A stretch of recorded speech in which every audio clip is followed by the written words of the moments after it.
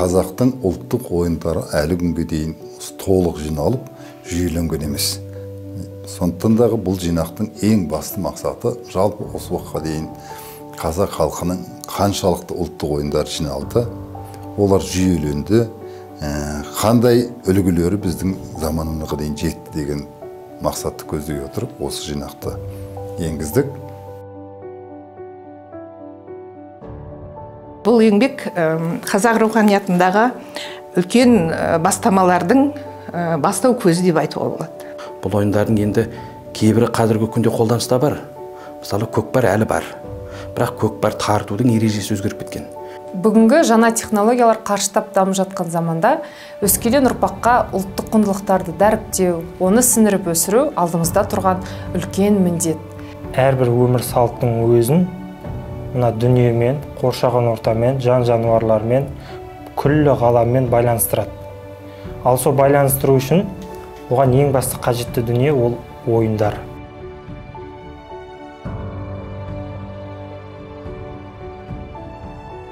Ойын деген феномен адамзатпен әлмисақтан бері бірге жасасып келе жатқан ерекше құбылыс болып саналады. Бүкіл әлемде қазір ойын тану деген ғылымның саласы қалыптасқан. Сондықтан дағы қай халық болсын өзінің арғы тарихына, мәдени, рухани әлеміне үңілген кезде осы ойын мәселесіне ерекше көңіл бөледі. Егер кең мағынада алып қарайтын болсақ, ойын мәдениетпен бірге туысқан рухани жәдігерлік болып саналады. Егер халықтың ойын жөніндегі түсінігіне қарайтын болсақ, ойынсыз өмір жоқ сияқты болып елестеді. Егер ойынның қоғамдағы жалпы адамзат өміріндегі мәнін саралағымыз келетін болса, бір сәт ойын біздің өмірімізден жоқ болып кетті деп есептеп көрейікші. Ондай жағдайда біздің өміріміздің өзі қара түнекке айналып кетуі мүмкін. Сондықтан дағы ойынды ерекше зерттеу керек, және оны ғылыми түрден саралап отыру.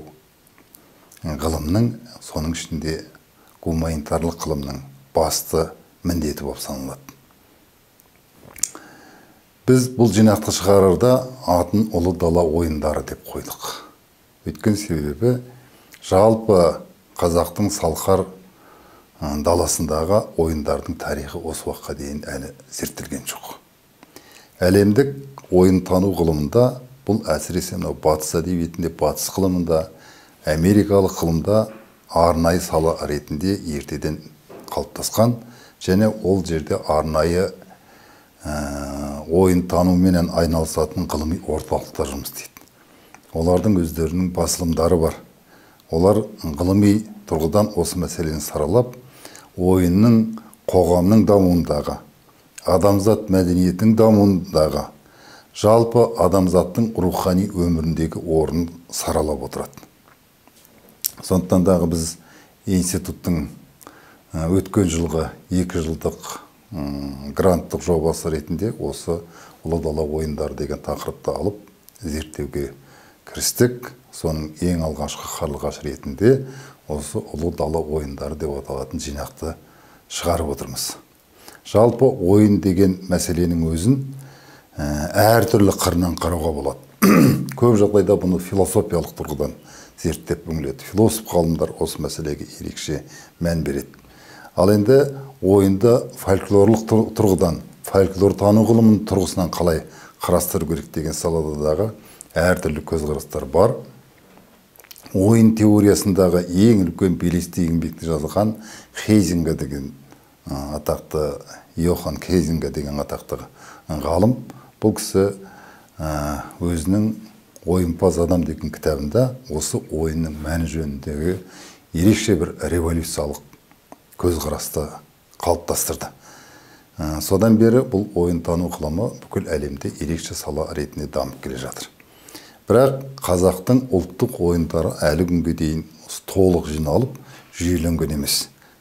Сондықтан дағы бұл жинақтың ең басты мақсаты жалпы осы уақытқа дейін қазақ халқының қаншалықты ұлттық ойындар жиналды, олар жүйеленді, қандай үлгілері біздің заманымызға дейін жетті деген мақсатты көздей отырып осы жинақты енгіздік. Шығардық баспадан. Бұл жинаққа 1000-ға жуық қазақ ойындары енгізілді. Соның ішінде біз 5 тарауға бөліп бердік. Ал енді ойынды өзі нақты ойын деген сөз, ойын деген не деген сұраққа жауап берудің өзі өте қиын. Өйткені ойынның сан қыры, бірнеше сатыдан тұратындығы ойынға анықтама беруде көп жағдайда ғалымдарға қиыншылық келтіреді. Бірақ ойынға тән бірнеше белгілерді ғалымдар анықтап көрген. Мәселен, біз осы кітапта ойынның өзіндік ерекшелігін 7 салаға бөліп тұрып саралап көрсеттік. Міне осы талаптардан келген кезеңде қазіргі ойындарды қалай жүйелеу керек деген тұрғыдан келген кезде біз оны ең алдыменен рәсімдік ойындар деген бір топқа жіктедік. Бұл рәсімдік ойындар бір қарағанда ойын сияқты көрінгенмен дағы бұл халықтың ескі дәстүріменен, дүниетанымымен, мифологиялық көзқарасымен, дәстүрлі дүниетанымымен тікелей байланысты болып келеді. Әсіресе бұл рәсімдік ойындар мерекелік шараларда ойналатын ойындар, сонымен қоса ғұрыптық кешендердің құрамында келетін ойындар. Мәселен, қазақта бақсы ойыны дейді. Бақсының, бұлайша айтатын болса, ғылыми терминде шаман деп қалыптасқан, шаманизм деп қалыптасқан термин болатын болса, бізде қазақта бақсының ойын дейді. Неге? Бақсының жаңағы рәсімді жүргізу ретінің ойынға қандай қатысы бар деген сұрақ туы мүмкін. Міне осы тұрғыдан келген кезде біз ойынның мағынасының соншалықты кең екендігін көреміз. Халықтың өзі дағы оны бақсының ойын деп айтатын себебі ойынға тән қасиеттер бақсының рәсімді өткізудегі әрекеттерінде айқын көрінеді. Мәселен, бақсының міндетті түрде сарын айтады, міндетті түрде би билейді, міндетті түрде қобыз қатынасады, міндетті түрде тағы да ойынға тән сипаттар көрінеді. Міне осының өзі ойын менен рәсімнің, ойын менен көне дүниетанымның бір-бірімен тығыз қарым-қатынаста екендігін көрсетеді. Міне осыған сәйкес біз ежелгі дәуірден келе жатқан ішінде мифтік дүниетанымды көрсететін, ғұрыптық дүниетанымды көрсететін, рәсімдік дүниетанымды көрсететін элементтері бар ойынды рәсімдік ойындар деп белгіледік. Мәселен, Наурыз мерекесі кезінде ойналатын ойындар. Мысалы үшін қолдызақ деген ойын. Немесе жаңағы ақсақ қамыр кемпір, ақ боран деп аталатын ойындар. Бұлар ескі мен жаңаның, жаңа жыл менен ескі жылдың арасындағы күрес, күн мен түннің арасындағы күрес, күн менен жаңа айдың туының арасындағы күресті бейнелейтін ойындардың барлығы бұл негізінен рәсімдік ойындар болып саналады. Сол сияқты отбасы ғұрпындағы ойналатын ойындардағы рәсімдік ойындар. Мәселен, Алтыбақаннан бастап, мысалы үшін қазақтың ең көне ойындарының бірі түйешешпек деген ойын бар. Міне осы ойындардың барлығын біз рәсімдік ойындар деп бөліп бір топқа жіктедік. Екінші үлкен ойындардың тобына барлығымыз білетіндей ұлттық спорт ойындары. Бұлардың ішінде бәйгенің бірнеше түрінен бастап, жаяу жарыстың бірнеше түрінен бастап, жаңағы Алтыбақан, сайыс сияқты бүкіл ұлттық спорттық ойындардың барлығы осы ұлттық спорттық ойындарына кіреді. Үшінші топқа біз ойын сауық ойындары деген дүниені топтадық. Бұл әсіресе мынау жастардың, бозбалалардың, қыздардың бастаңғы жасаған кезде немесе өзінше бір жастарға арналған шараның кезінде ойналатын ойындары. Бұл ойын сауық ойындары. Жаңағы Алтыбақанымыз, Ақсүйегіміз, тағы да басқа орамал тастау, сақина тастау деген сияқты ойындардың барлығы осы ойын сауық ойындары деген жікке жіліктеп соған топтастырдық. Енді осылар ойындардың ішіндегі ең үлкен топтың бірі бұл балалар ойындары, төртінші. Балалар ойындарындағы дәстүрлі ойындар ерекше үлкен топты құрайды. Және олардың өзі сол ескі дүниетанымдағы балалардың өмірді қалай игеретіндігі, сол ойын арқылы балаға қалай тәрбие берілетіндігінен бастап барлығы осы балалар ойындарына жатады. Бұны әркім өзінің балалық шағын елестететін болса, бұл балалар ойындарының не екендігін жақсы біледі деген ойдамыз. Әсіресе мына дәстүрлі балалар ойындары қазір ұмытылып бара жатыр, бірақ осының ішінде балалар ойнайтын небір қызық дәстүрлі балалар ойындарын осы 4-ші топқа жіктедік. Ендігі бір үлкен топ, бұл топты біз интеллектуалды ойындар деп белгіледік. Бірақ бұның өзіндегі ойындардың атауының өзі шартты атау екендігін ескеру керек. Өйткені кез келген ойынды, бір ойынды ойын-сауық ойында да ойнауға болады, балалар ойында да кездесетін, ауысып отыратын дүние. Сондықтан дағы бұл топтың арасына Қытай қорғанын тұрғызып жік қоюға болмайды. Әрине, әртүрлі жағдайда әртүрлі ауысып отырады. Міне осының ішінде мына қазақтың қара есебі деп аталатын ауызша есеп шығару ойындары. Бұл былайша айтатын болсақ, оймен ойнау, немесе сөз ойындары, немесе ой жарыстыру, есеп шығарып жарысу мәселесі, осының барлығы біздің дәстүрлі фольклорлық ойындарда көп кезігетін дүние. Осының өзі біздің мына жинағымызға сыймай қалған әлде жүздеген ойындар бар екендігін атап өткен жөн. Бұл жалпы қазақтың қара есебі, немесе есеп ойындар деп аталатын, немесе интеллектуалды ойындар деп аталатын, балалардың ойлануға, балалардың жаңағы тапқырлығын тәрбиелеуге арналатын ойындардың барлығын біз осы интеллектуалды ойындар деп топтадық. Олардың ішінде тағы дағы жеке-жеке салаларға жіктеуге болады ойындарды. Мәселен, сөз ойындарды. Мысалы үшін жұмбақ айту. Бұл да ойынның бір түрі. Бұны сөз ойындар деп айтуға болады. Немесе жаңылтпаш айту ойыны. Сол сияқты түрлі ойындардың әртүрлі салалары бар. Міне осыны біз 5 үлкен топқа топтастырып бердік. Әлі дағы бұның саралайтын, әлі де қарастыратын жерлер өте көп. Міне осы тұрғыдан келген кезде біздің бұл еңбегіміз биылға баспадан жарық көрген бұл жинақ келешек фольклортанушыларға, этнографтарға, тарихшыларға, жалпы халықтың рухани мәдениетін зерттеп жүрген адамдарға ерекше құнды бір жинақ болады ғой деген ойдамыз. Сондықтан дағы осы ұлы дала ойындары деп аталатын жинақты қабыл алыңыздар. Енді бұның екінші жартысы осыған зерттеу жүргізу. Бұлардың өзіндік негізгі ерекшеліктері қандай? Олардың жалпы дәстүрлі дүниетаныммен арасындағы қарым-қатынас қандай? Тарихпен арадағы қарым-қатынас қандай? Тіпті сол ежелгі ойындардың бүгінгі өмірдегі алатын орны қандай? Мәселен, жаңағы балалар ойындарын қазіргі мектеп жасындағы балаларға қалай ойнатуға болады? Қалай оларға жаңағы үйлестіруге болады деген дүние. Жалпы мына қазіргі заманда, мынау цифрлық технологияға негізделген қазіргі заманның өзінде ойындардың рөлі бұрынғыдан да әлдеқайда жоғары мәнге ие болып бара жатыр. Мәселен, қазір компьютерлік ойындар деген шықты. Егер тереңдеп байыптың қарайтын болсақ, осы компьютерлік ойындардың, тіпті басқа дағы мынау кәсіби ойындардың арғы тегінде дәстүрлі ойындардың элементтері жатқандығын көруге болады. Сондықтан дағы тарихта еш нәрсе жоқтан пайда болмайды, және ешқашан жоғалып та кетпейтіндіген. Сондықтан дағы мынау дәстүрлі ойындар менен қазіргі замандағы ойындардың арасындағы қарым-қатынас қандай?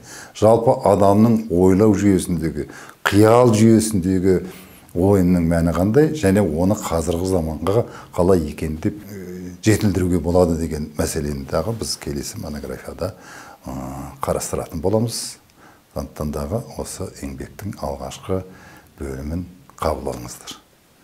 Кез келген зерттеудің негізі ол мәтін. Әсіресе фольклорда бұл аса өзекті мәселе. Мәтіннің өзі жандық құбылыс. Ол қалай жазылды, қалай тарады, қайда сақталды деген мәселелердің барлығы біздің фольклор тануда аса маңызды мәселелер. Әрқайсысы өзінше зерттелетін, өзінше теориялық тұжырымдары бар күрделі мәселе. Осы жинақты жасау барысында осы мәселелер кеңінен қамтылды.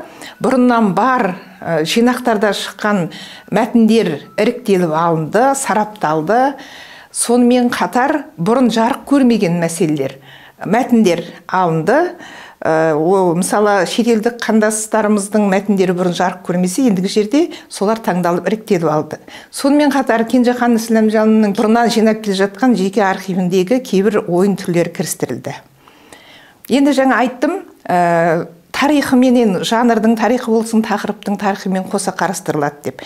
Осындағы мысалы бір ғана рәсімдік ойындарды алып қарастырсақ, осы мәтіннің өзі ғұрыпқа қатысты мәтіндер болуы мүмкін, ғұрыптан қатыссыз мәтіндер болуы мүмкін. Осы жағдайлардың бәрі ескеріле отырып жасалды. Осы жасалып жатқан жұмыстардың бәрінің мәні неде? Ол бүгінгі жаңару үстіндегі Қазақстан тәуелсіздігі, Қазақстанның жас ұрпақтарына қандай мағлұмат береді, қандай ұлағат береді деген мәселеге келсек, біздің фольклортану бөлімінің кез келген еңбегінің түп негізі сол бүгінгі ұрпақ үшін бабалар салып кеткен үлкен ұлы құндылықтарды қалдырып кеткен мұралардың мәнін ұқтыру, соны жаңа заманға өзектестіріп, жаңа заманмен үндестіріп, соның тағылымдық тәрбиелік мәнін ашу болып табылады. Бұл жинақтың да мәні сол мақсат мүддені көздейді. Сондықтан да бұл кітапты сауатты түрде оқып, жаңағы өзінің мамандығына пайдаланатын мықты әдіскер, педагог үшін де, психолог үшін де, тарихшы үшін де, немесе кез келген қарапайым ата-ана үшін де аса маңызды еңбек болып табылады. Сондықтан бұл еңбек қазақ руханиятындағы үлкен бастамалардың бастау көзі деп айтуға болады. Бұл енді кітаптың дайындалу ерекшелігіне келетін болса, оны үш түрде бөліп айтуға болады.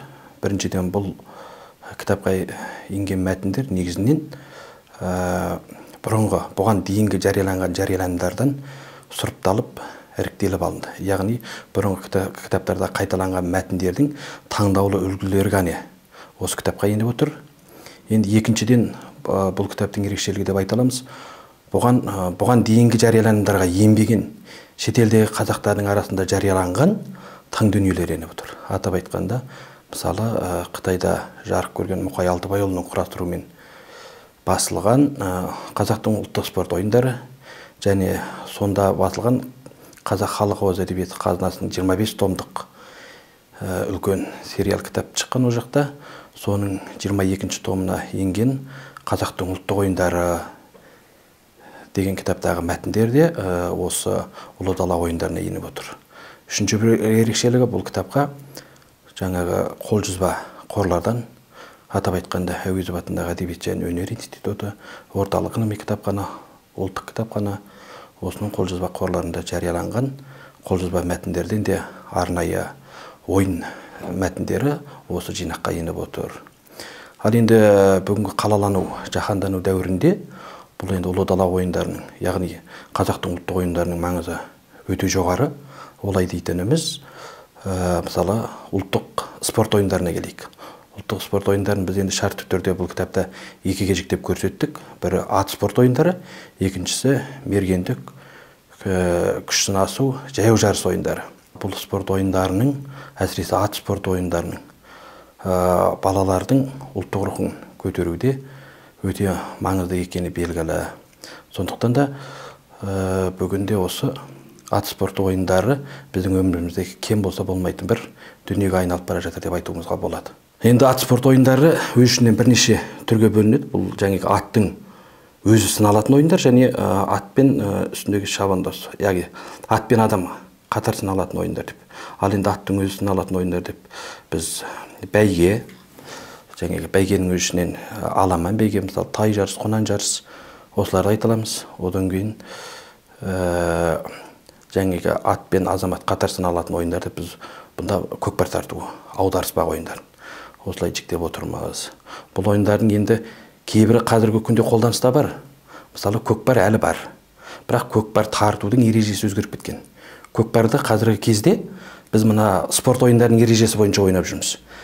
Міндетті түрде көкпарға тартамызда, көкпарға түскен кезде қарсы жақтың командасына апарып, қарсы жақтың қазандығына апарып, жаңағы көкпарды салу. Бұл енді қарама-қарсы бағытқа кәдімгі мына спорт, футбол ойындарының ережесі бойынша жүріліп жатыр да. Негізгі көкпардың ережесі бұл енді жаңағы ауыл-ауылға бөлініп ертеректе әркім өз жағына қарай тартады ғой. Сондықтан да бұл енді командалық ойын болып, бұл заманауи үрдіске көшкен кезде де сол ереже сақталу керек еді, бірақ мына қазіргі заман талабына сай және бұны спорттың футбол ойындарының түріне қарай бейімдеп жүрген көрінеді. Ал енді осы ат спорт ойындарының тіпті кейбір түрлері бізде сақталмай қалған. Ол сақталмай қалған ойындар қалай дегенде, мына шөгенде ойыны дейміз. Шөгенде ойыны енді кейбір жерлерде бұны Қытай қазақтарында бұны шоқпарда ойыны деп жүр. Бұл бүгінгі күндері ұмыт болған. Ол қалай деген кезде кезінде тобықты, мына сиырдың жүні бар ғой. Сол әдетте малдың тобығын сол жүнмен сыртын орап, қалыңдатып, кәдімгі шоқпармен ат үстінде ойнайтын болған.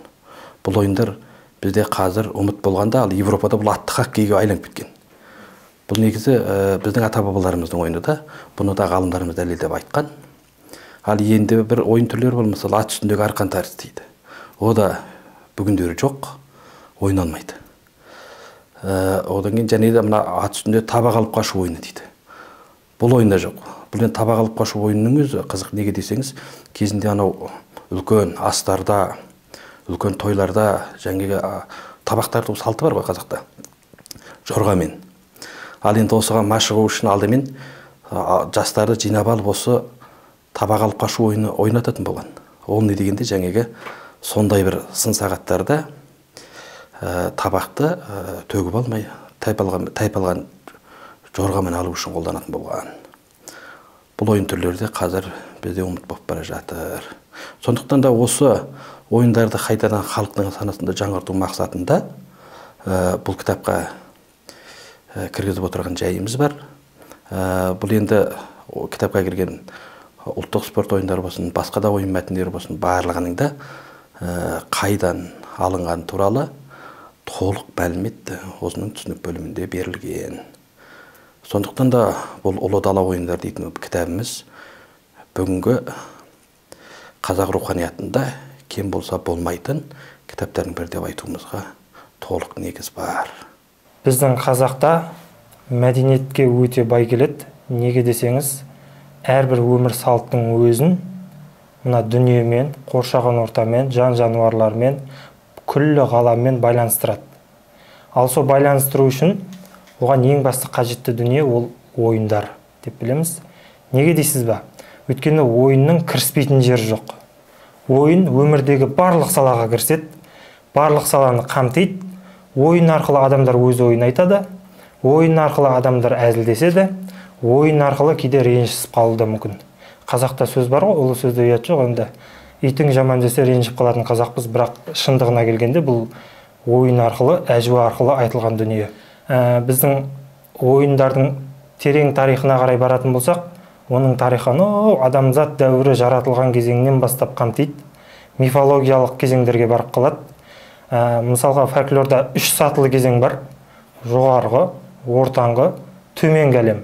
Осы 3 сатылы әлемнің арасында да былай қарап тұрсаңыз, ойындық элементтер бар. Мысалға, неге дейсіз бе? Адам жаратылған кезде ең алғаш, мысалы, ит деген жануар бар, бізде 7 қазынаның біріне балайды қазақ. Сол иттің өзі адамның ойындағысын түсініп, егер ол жақсы адам болса, жақсы ниеттес адам болса, оны бірден сезе қояды. Қазақта оған айтылған мәтел мақалдар бар. Адамның жақсысын итпен бала біледі деген сөз бар. Былай қарап тұрсаңыз, иттің өзі ойнақшысаңыз, ол да ойнап, әпежептер сізге бір көңіл күй сыйлап, сондай қасиеттерге ие. Ол бір. Ал ойынның тарихына келетін болсақ, бұның тарихы соны біздің заманымызға дейінгі 776 жылы мына ежелгі Грекия, Европа жерлерінде негізінен қалыптасты деп айтады.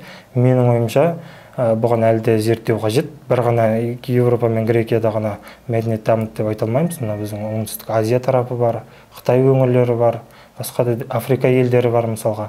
Сол жерлерде мысалы Үндістан аумағы бар, Орталық Азия бар, біз тұрған Қазақстанның көлеміндегі жерлер. Осы жерлерде де ойынның элементтері дамыды ғой деп ойлаймыз. Ойын адам баласына қандай әсер етеді? ойын жасөспірімді, яғни бала кезден түсінікті, яғни адамның дүниеге келуінен бастап алатын болсақ, оның барлығы ойын. Мысалға, ең алғаш ата-ана қосылған кезден бастап ойын сауық тойларын береді, ат шаптырады, неше түрлі ойындар ұйымдастырады, күрес болады, анау болады, мынау болады. Ал одан кейінгі кезде мысалға баланың ішіне бітіп, одан баланың дүниеге келуінің өзінде шілдехана, одан бесік той, оның кішкентай бір ғана элементтерін айтайын, тыштыманың өзі. Ол тыштыма дегеніміз мысалға оны алу керек, өйткені ол жерде бала көп болсын деген мақсатта сондай ырым тыйымдармен айтылатын дүниелер. Ол бір, ол екі. Одан кейінгісі бала сәл ер жетіп келе жатқан кезде, мысалға 5-6 жасқа қарай жақындаған кезде, оны атқа отырғызады. Атқа отырып оны серуендеттіреді, айналдырады. Осының барлық баланың тақымы мықты болып өсу үшін, үлкен өмірге дайындалу үшін, және де біртіндеп қарасаңыз, осы тақым осы ер балаға әсіресе қатты пайдалы. Оның физикалық тұрғыдан да жетіліп өсуіне пайдалы. Ол жағы бір әңгіме. Одан кейін осы арқылы оларды әскери өнерге баулайды. Яғни мысалға садақ ату, мысалға ол дәлдікке үйретеді, мысалға деген сияқты асық ату, одан тоғызқұмалақ ойнау, олардың барлығы интеллектуалдық баланың жадын дамытады деген сияқты. Ал теңгелу деген ептілікке, ат үстіндегі аударыспақтар мысалға олардың барлығы күш қуатты арттыруға байланысты не алады. Осыдан келіп, ертең жасөспірім шағында ол елге қорған, жауға, былай айтқанда қылышы тиетін нағыз қас батырдың өзіне айналады. Өстіп өмір бақи осылай кете береді. Одан кейінгі кезеңде қалай болады? Одан кейінгі кезеңде мысалға айтыр адамдар той болады, жиын болады. Әрбір жиын тойды қазақтар өзінің былай қарап отырсаңыз ойын сауыққа айналдырған ғой. Ойын сауық. Сөйтіп оны қазіргі заманға лайықтап отырған. Біртіндеп әрбір мысалға ойындардың, мысалға кезінде мысалға алтыбақан ойындары, мысалға ақсерек, көксерек ойындары, олардың барлығы былай қарап тұрсаңыз рәсімдік дүниелерден шығуы мүмкін. Мысалға алтыбақан деген анау мифологиялық нелерге кетеді мысалға. Олардың бәрі рәсімдік ойындардан шығуы мүмкін. Ал одан кейінгі оны біртіндеп оның түпкі мағынасы сәл ескіріңкіреп қалғанымен, оны қазақ қазіргі қауым әлі күнге дейін наурыз жиындарында, әртүрлі ұлттық мерекелерде әлі күнге дейін ойнайды. Бұл да бүгінгі таңдағы ойын сауық ойындарының көрінісі деген дүниеге жатады деп ойлаймын. Одан кейінгі қазіргі кезеңде қалай? Қазіргі кезеңде біз цифровой сандық форматқа қарай көштік. Заманың қандай болса қазақ айтады, бөркің сондай деп. Шынымен-ақ бөркіміз сондай. Қазіргі балалар, сіз оларды былай қарап тұрсаңыз, олардың психологиясы мүлдем басқа. Бұны педагогтар да, психологтар да, жантану ілімін зерттеуші ғалымдар да барлығы айтып келе жатыр. Олар электронды форматқа өте бейім. 3 буын бар болатын болса, аға буын, орта буын, және жас буын. Біздің қазіргі мынау әлемде Z поколение деп аталып келе жатыр. X, Y, Z. Осы Z поколение мүлдем басқа олардың ойы деген. Оларға сіз ұлттық ойындардың болмаса басқа дүниенің мәнін түсіндіру үшін көптеген еңбектермен тере қажет болады. Ол үшін құр сөзбен емес, оны бір арнайы бір өзінің методикасы болу керек шығар. Ол және бір әңгіме. Одан кейін қазіргі балалар, менің ойымша қазір гаджеттерге әуес, сондықтан оларға біз ұлттық ойындарды насихаттау үшін осы өзіміздегі мысалы асығың бола ма, жаңағы тоғызқұмалағың бола ма, әлде ақсерек, көксерек болады ма, осылардың барлығын электронды форматқа көшіріп, бәлкім көшіп те жатқан шығар. Осылардың барлығын форматқа көшіріп, заманға лайықтап, оларға түсіндіру керек. Ал әйтпесе олар компьютерлік ойындарда басқа елдің ойындары самсап тұр, мысалға Counter-Strike деген сияқты, мысалы Clash of Clash дейді, неше түрлі ойындар. Ал түпкі мәніне келсеңіз, ол ойындардың барлығы мына біздегі қазақ фольклорындағы мысалға жаңа албасты, жын, пері, жаңа сайтан, жалмауыз кемпір, жаңағы халық деп жататын мысалға мультфильмдерде қазір бір қолы қызылдеу, мысалы бір көзді нелер бар, мысалға адамдар бар Американың, мысалы Европаның экшн жанрындағы нелерінде. Олардың барлығы біздің қазақ ертегілерінің, көне мифтерінің элементтерінде жүрген басты кейіпкерлер. Мысалға халық дегеніміз таусоғар, мысалға толағай болып қалуы да мүмкін. Жалғыз көзді деу дегеніміз жалғыз көзді деу, ол бұрыннан да біз фольклор оқымай тұрып ауылдық жерлерде біз оны естіп көріп өстік. Міне осылардың барлығын Олардың барлығын былай қарап тұрсаңыз, олар өзінің ана фильмдерінде, мультфильмдерінде, ойындарында барлығын жаман кейіпкер ретінде көрсетеді да. Өйткені олардың денесі деу, ықшамға келмейді, түрлері құбыжық. Шын мәнінде олай емес. Шын мәнінде ол мүлдем басқа. Олардың миссиясы да басқа. Сондықтан оны бір кезеңдерде бұрып жүрген ғой деп ойлаймыз. Осының барлығын біздің өзіміз қазақтың, оның сыртында түркінің дүниетанымына қарай қайтару керек. Біздің ойын-сауық ойындарының бүгінгі таңдағы көрінісі дегенге мен тағы да қайталап айтам.